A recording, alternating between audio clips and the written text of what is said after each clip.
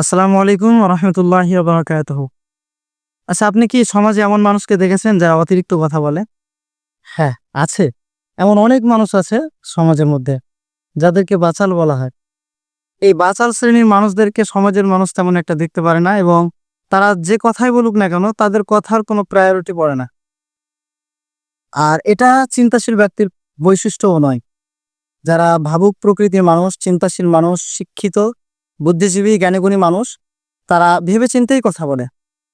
আর আমাদেরও উচিত, এবং এটা মুমিনদের একটা অন্যতম বৈশিষ্ট্য, কথা যখন বলবে প্রয়োজনীয় কথাগুলো বলবে, সুন্দর সুন্দরভাবে কথাগুলো বলবে।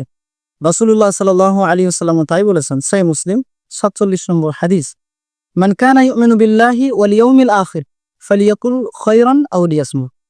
নবীজি বলছেন সাল্লাল্লাহু আলাইহি ওয়াসাল্লাম, যে ব্যক্তি আল্লাহর প্রতি ঈমান রাখে এবং আখিরাতের প্রতি ঈমান রাখে সে যেন ভালো কথা বলে নতুবা চুপ থাকে। সুতরাং আমরাও যখনই কোনো কথা বলবো সে কথাটা হওয়া চাই আমাদের ভালো। যদি ভালো না হয় তাহলে সেই কথা থেকে আমাদেরকে বিরত থাকতে হবে নিজেকে। আসসালামু আলাইকুম রহমতুল্লাহ।